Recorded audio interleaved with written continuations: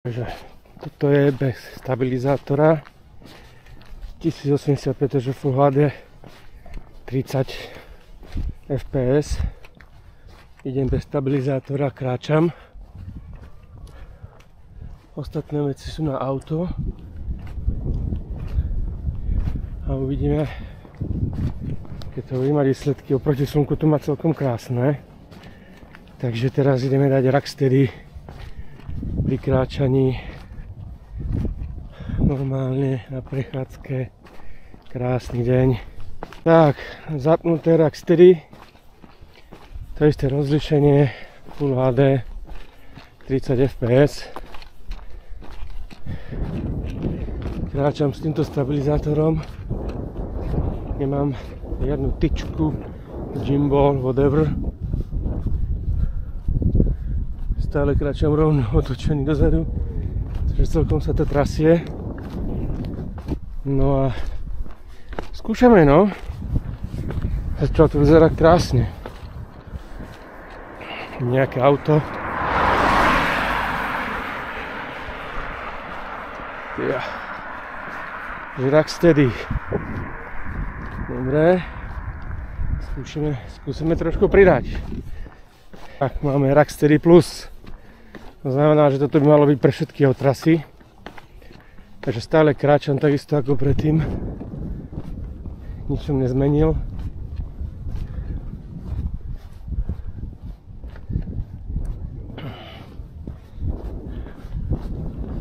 Na kamere to vyzerá parádne. Skúsim trošku podbehnúť, akože od trasy. Tak, teraz jemný poklus. Jemný poklus. Aj teraz jemný poklus. Autičko. Spomalil som na kráčanie. Hej, tam niečo horí. Vzadu. Dobre, takže Rocksteady Plus. Opúšťame Rocksteady Plus a ideme na horizontal balancing. Pravdepodobne sa bude jednať o to, aby bolo všetko krásne horizontálne. Niečo ako keď si zapnete gimbal. Ale ešte som nevidel výsledky tohto stabilizátora. Krásne urobili roundabout. Je parádne. No, skúsim sa trošku aj nahnúť. Doprava. Doľava.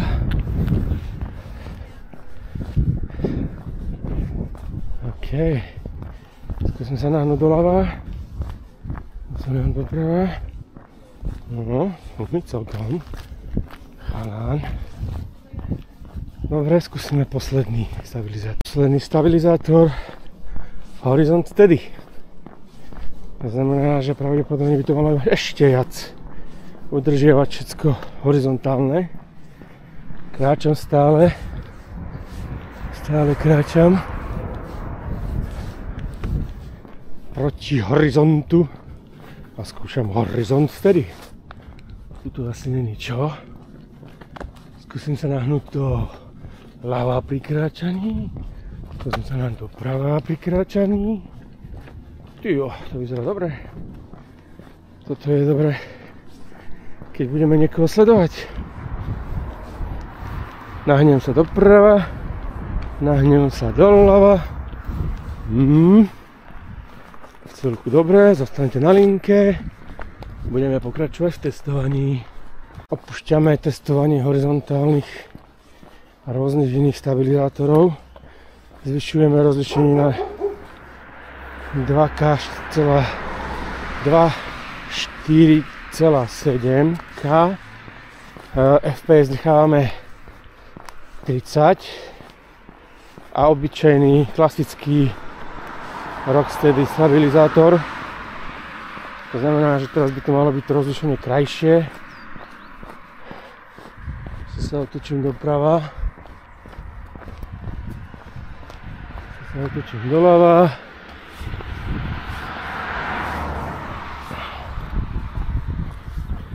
teraz sa akože celkom dosť trasím, keď idem dole. A musím držať jednou rukou. Takže 2,7K rozlišenie 30 fps. Nakoľko nejdem nejak extra rýchlo, tých 30 fps by malo stačiť. Prechody chodmi, uvidíme, ako sa s tým kamera vysporiada. Ulala, môže byť za tie peniaze. Dobre, skúsime pridať na rozlišení. Toto je to isté rozlišenie, ale nie 16:9.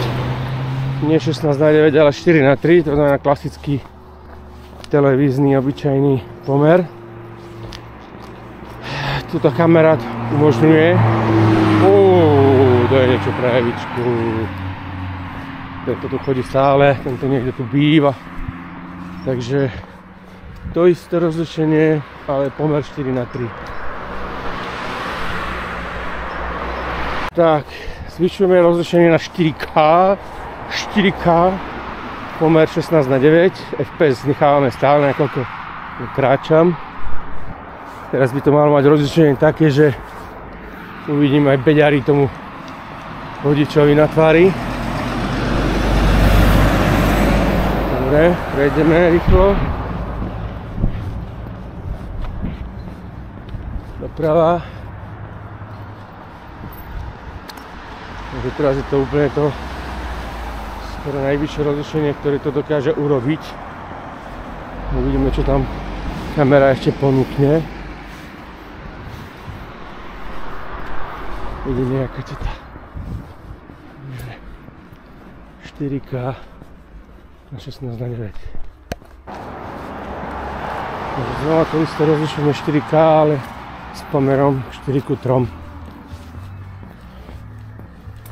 No to isté, len menší. Alebo iný rozmer. Stále som v štandardnom Rocksteady stabilizátore. Tak tu len tlačam. Kamerový pomer asi nebudeme používať.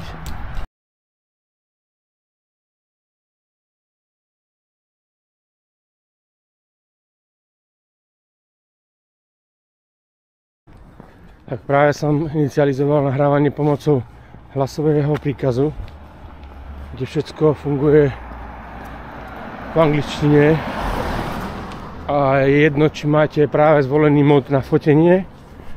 Ako náhle dáte start recording, tak ide a nahráva.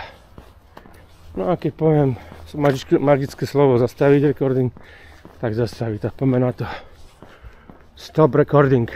No, že tam mám, že nahráva len 15 sekúnd okolo. Neviem, no mám zelenú diódku, to znamená, že ide. Skúsim dať trigger. Aha, teraz ide, teraz nahráva pre recording 15 sekúnd. Tak uvidíme, že čo to bude znamenať.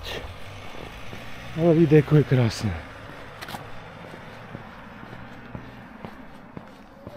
No už ide 30 sekúnd. Toto si asi budem musieť pozrieť, že čo je pre recording 15 sekúnd. A skúsim to vypnúť.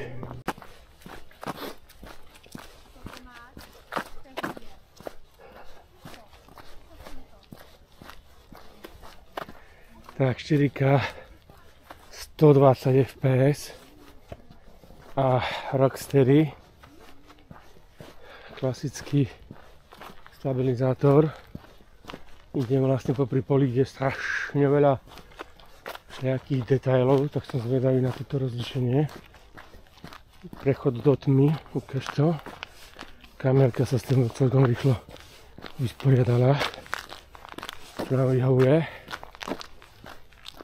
No a ešte zistiť, ako ušetriť baterku vypnutím predného displeja. Takže je to výhoda, že vlastne, aha, už to 4K 120 fps nedovoluje singles, teda umožňuje len single screen preview, to znamená len ten veľký screen, ten veľký displej. Možno, že v menšom rozlišení to pôjde. Máme krásne. Tak, tu sú tiež nejaké detaily.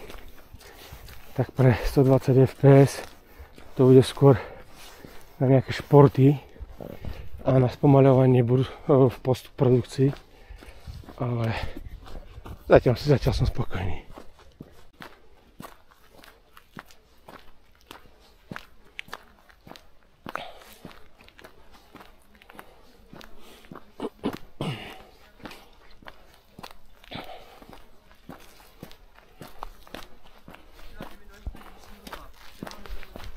Dobrý deň.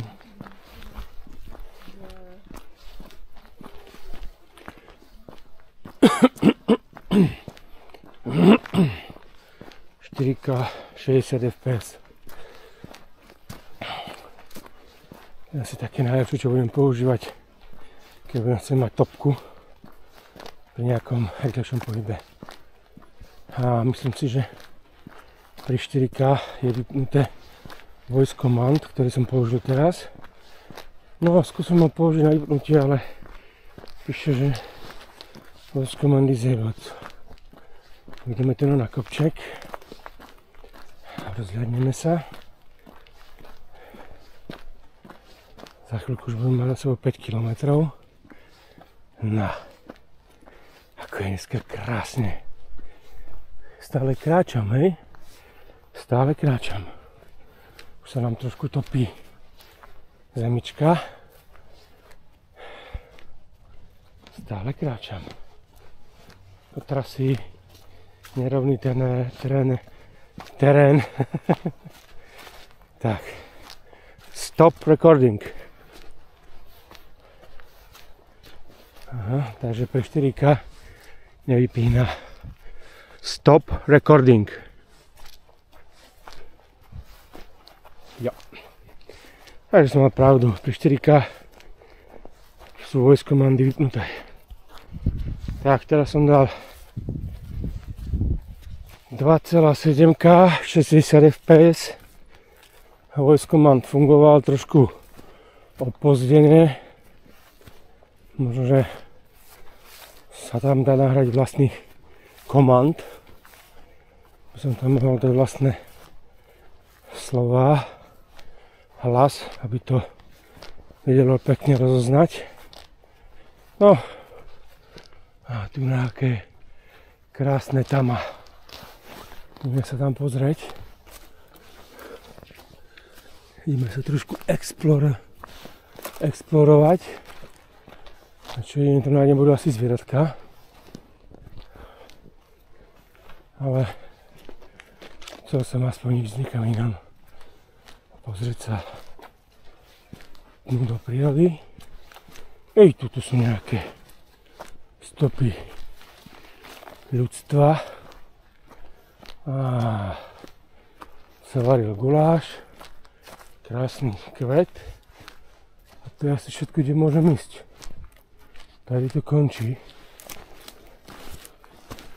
A jo. Tak tu sú nejaké tiež stopy ľudskosti. Čakaj, dá sa priblížiť teraz, akože keď dám počas nahrávania tap and hold digital zoom. Tak, poďme na to. 2. Takže má to dvakrát digital zoom.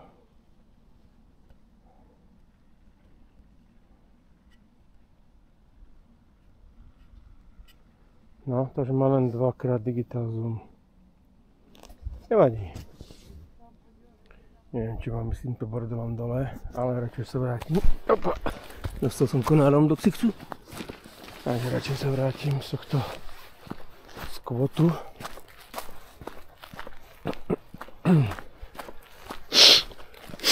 Skúsim teraz vypnúť kameru príkazom.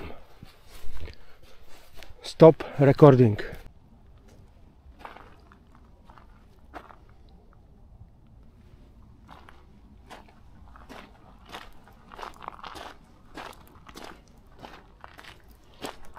Koníky tam majú papu, pekne oblečené, krásne.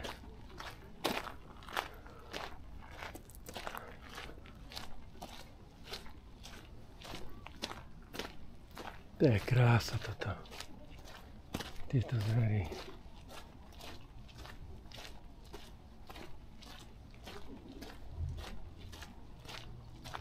Stále mám 2,7K 60 fps a klasický Rocksteady stabilizátor.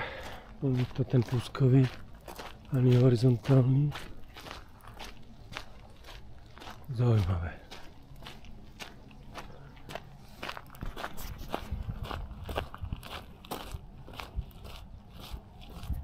Ups, tam bolo vidieť môj rukáv. Proti slnku, cestička, zase kráčam bokom. Stále mám nastavené defaultné nastavenia, teda základné nastavenia. Od výroby žiadne zmeny, vyváženia bielej alebo niečoho. To sa budeme baviť neskôr. Stop recording!